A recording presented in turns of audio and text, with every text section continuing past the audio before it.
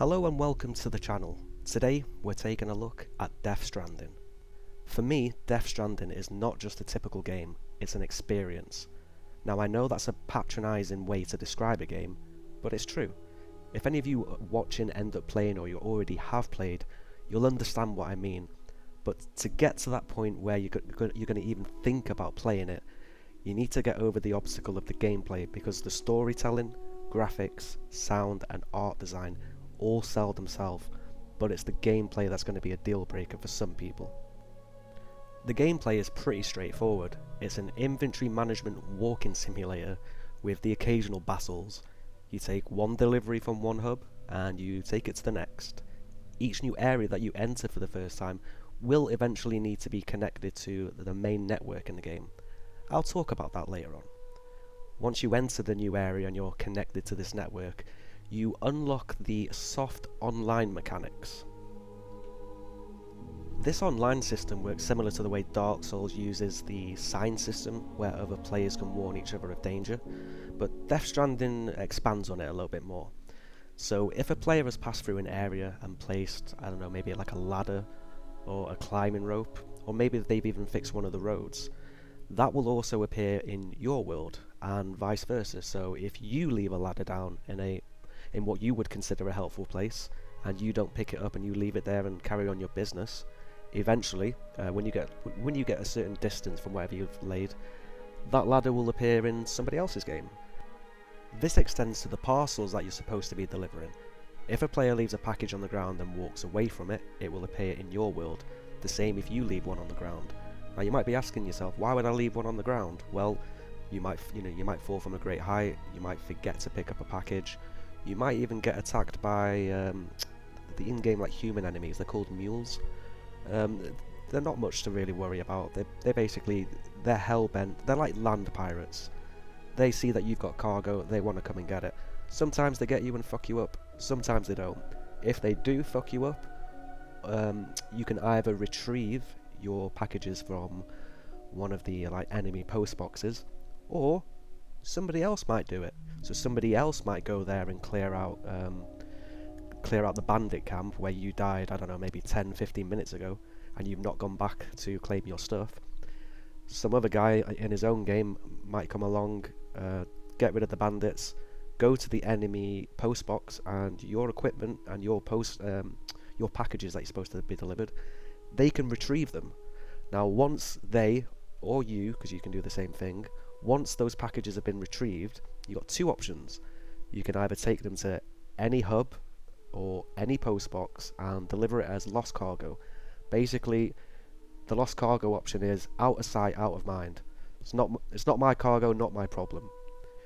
Or you can go the extra mile and actually take the package to its intended destination. As well as the ladders and the climbing ropes, you can also place more permanent structures down, such as bridges, to help you get across a difficult gap. The post boxes that I mentioned that you can put down to, deliver lost cargo, as well as a few other things you can do with them. Timefall shelters, which help fix decaying cargo from the rain. I'll explain Timefall a little bit after when I talk about the story. You have watchtowers that you can make. Watchtower's pretty straightforward. You go to the top of the tower, you get a look of the way that the land lies, and it also gives you the ability to see certain items that are on the ground near you as well. In terms of missions or quests, you have the orders from Sam, which is basically these are the main missions. These are what drive the plot forward. You don't want to be dropping no cargo from any of these missions. You do these ones as quick as you can, because that's what's going to push the story forward. The standard delivery option is they're random, and to my knowledge they're infinite missions. They're just randomly generated. Here's a parcel, take it there, and it keeps people who want to keep playing the online aspect. I'm sure there's people out there who are just hell bent on having the most structures in the world, and the game accommodates it. They have this infinite mission based system where if you truly want to, you never really have to finish the game. You can just play it just as a FedEx simulator all you want. And to me, the quickest thing to tell you about this game was just how it plays. It's a basic game. It's a walking simulator. You take packages from one end to the other. You occasionally find a useful bridge, sometimes you don't. That's it. This game isn't sold on its gameplay, it's sold on its story. So let's take the plunge, and I'm going to attempt to explain the story, spoiler free, as best as I can. I will try and do this justice. Okay, so before we talk about any characters, I want to talk about the world so you can get like a basic understanding of what's going on. The world of Death Stranding is in the midst of an extinction. The danger of the current extinction is the lines between the real world and the afterlife are slowly merging, meaning the spirits of the dead aren't passing on to what would be considered an afterlife, they're kind of lingering on in ghost form. Replace the word ghost with BT. This game refers to what anybody would associate to a ghost as a BT. With the BTs crossing into the real world, they've also brought an extra element into like our periodic table, if you will. They've changed the climate ever so slightly. So now, in the world of Death Stranding, when it rains, it is something to be feared. Rain is no longer something that people look forward to. It's a bad ting, bro. See, when it rains, it's referred to as timefall. In layman's terms, what timefall does, it ages and erodes anything it touches. If it touches something organic, such as a human or an animal, then it starts an aging process that will eventually kill either human or animal if there is prolonged exposure. Gameplay mechanic wise, if the timefall touches any of the packages that you're carrying on your back, those packages will take damage, which is why you counteract that with those timefall shelters that I mentioned before.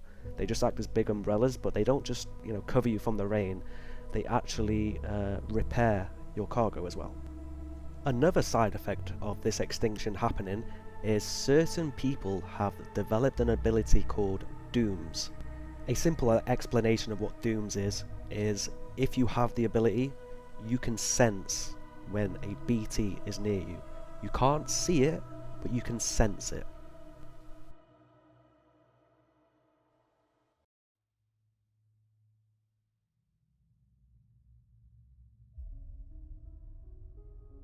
We need to kick it up a notch now to give the context of why we're able to see the BTs. We need a piece of technology for this. Now, you would have seen it on the game cover, you would have seen it in this footage, in this video. One of the main characters, or one of the main features, is the little baby that we carry around with us.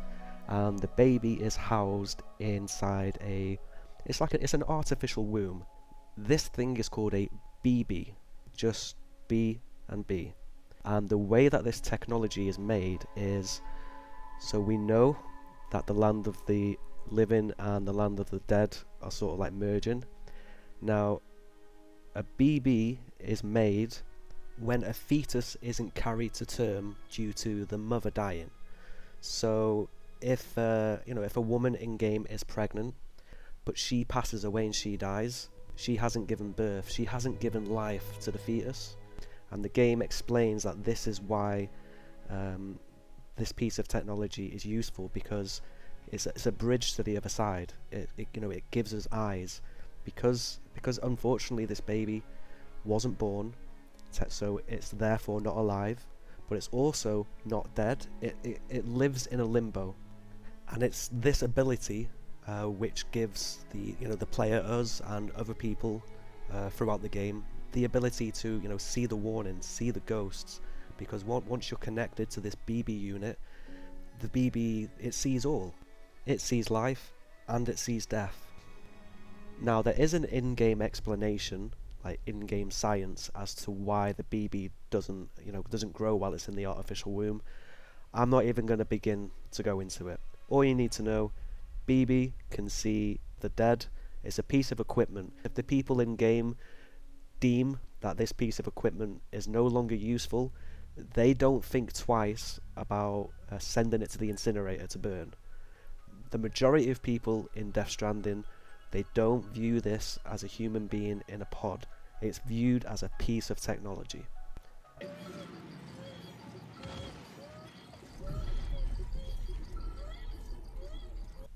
The main character in the game that we play as is called Sam Porter Bridges.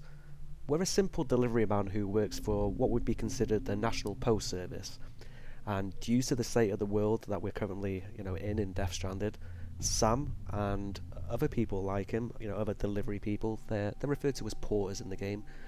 They're viewed as heroes. We're an unconventional hero, but we're a hero nonetheless. And like everybody that would be alive during this time, he's got heartache. He lost his wife and child, and he's currently estranged from his surviving family members when we start the game. But we quickly get reunited with our mother, who turns out to be the President of the United States. But when we meet her, she's already on her deathbed.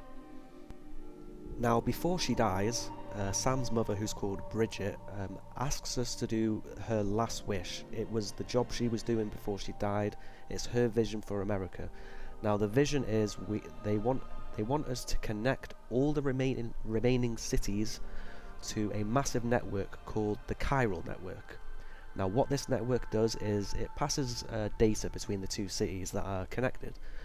I mean, in theory, it sounds great, but it's signing up for something that maybe you don't want to give away certain information about yourself.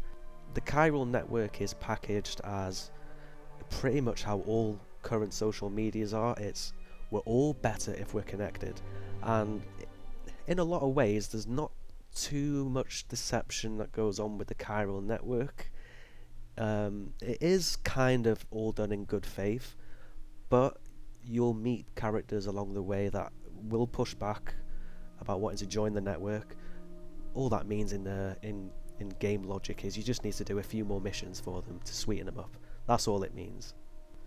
So with our mother Bridget, the President of the United States, dead, our task been given to us that we need to connect all the remaining cities, starting from east and working our way all the way to the west coast. There's also the other task of finding a new president. The country must go on. That part of the problem has already been solved for us. You see, we have a sister called Amelie, and she's going to take over the reins. The characters that this is discussed with all agree. Everyone agrees that she is a perfect fit. It's also key to point out that, like ourselves having this dooms, this ability where we can sense BTs, Amelie also has dooms, but Amelie's version of dooms is a little bit more potent. She's got a little bit more bite to her.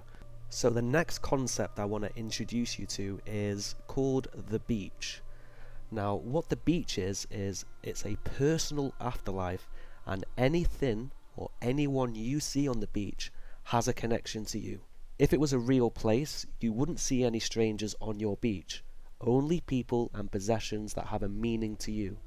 That's all. That's as far as we'll go with it. It's a very simple concept.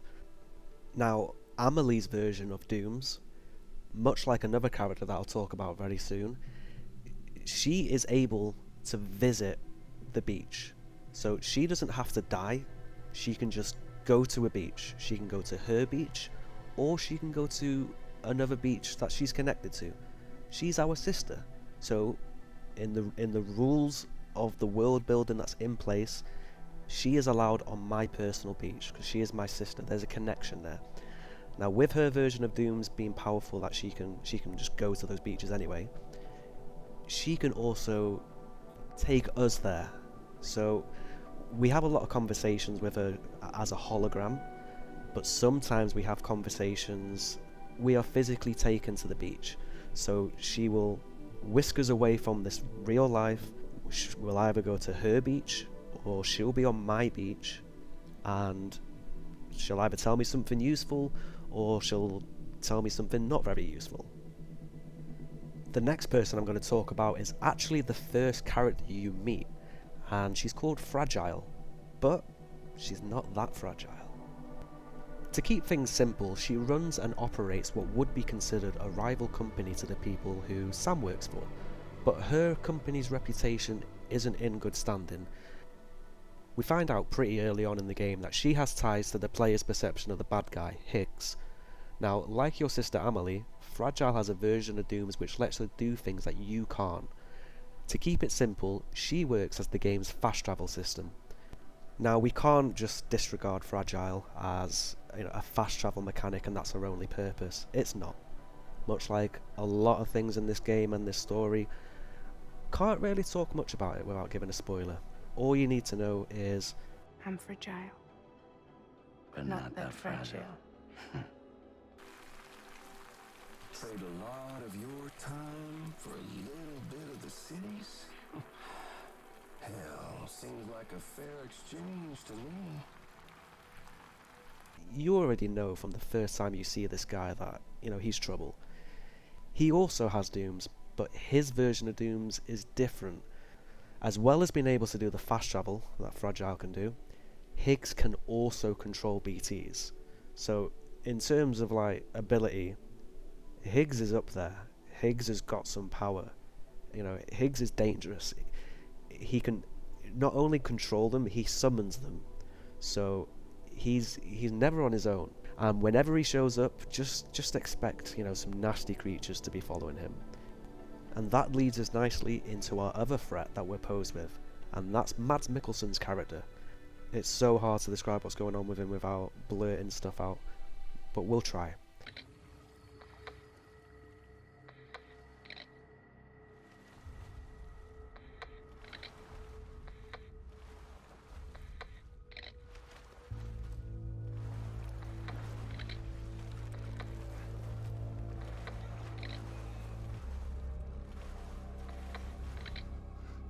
You have a number of battles with him, but his story doesn't become clear until the end of the game. What is clear is he died a long time ago, and he doesn't resemble the other BTs that you've seen in the game up until the point. He is a ghost, a BT if you will, but his vengeance, his rage, his anger has stained the earth. He is bound. He is bound here to get revenge. He will not pass over to the other side. In some ways, he's just death. He could be the Grim Reaper. He could be many things. Now, even though he is a BT, or ghost, however you want to remember what he is, he has some degree of control. He has a very, very loose grip of what's going on. He's easily my favourite character in the whole game, and he doesn't really share a lot of screen time compared to other characters. But when you do see him in game, or you see a cutscene with him in, you pay attention, you listen, and it's not just because you're watching a cutscene you want to know the story. He just captivates you. He's a very, very powerful not only character, but the actor himself. He has that intimidating thing about him. He has that aura. The last character I want to mention is called Die Hardman. He's a loyal servant to the past and current president, and once it becomes clear of the game's goal, where we have to travel from East Coast to West Coast, connecting the chiral network up, and because we don't have a president, because we have to go and save our sister, Die Hardman acts as the main quest giver. Now, he's wearing a mask. Any person who wears a mask has a story to tell, or a story they don't want to tell. You know why they call me Die Hardman. Now, despite how long I've been talking to you about Death Stranding, believe me when I say I barely told you anything. Gameplay wise, it's basic. It's borderline boring, but blend the walking simulator with stunning graphics, Hollywood level cutscenes, outstanding voice acting, and pair that with a tear-jerking and thought-provoking soundtrack, and you have one of the best gaming experiences ever. And it wasn't until after I finished this masterpiece that I truly realised what we lost when Konami had cancelled Silent Hills. We're nearly at the end of the video now, and I want to thank anyone and everyone who's made it this far. I'm sorry if this video's come across that I'm rambling in parts, but the story is very complex, and I accept that I'm not intelligent enough to do it justice. If you've liked the video, don't forget to drop a like, and if you want to see more content like this, I'm admittedly pretty infrequent with my uploads, but if you'd like to stick around and see what I do in the future, you know which button to push for that.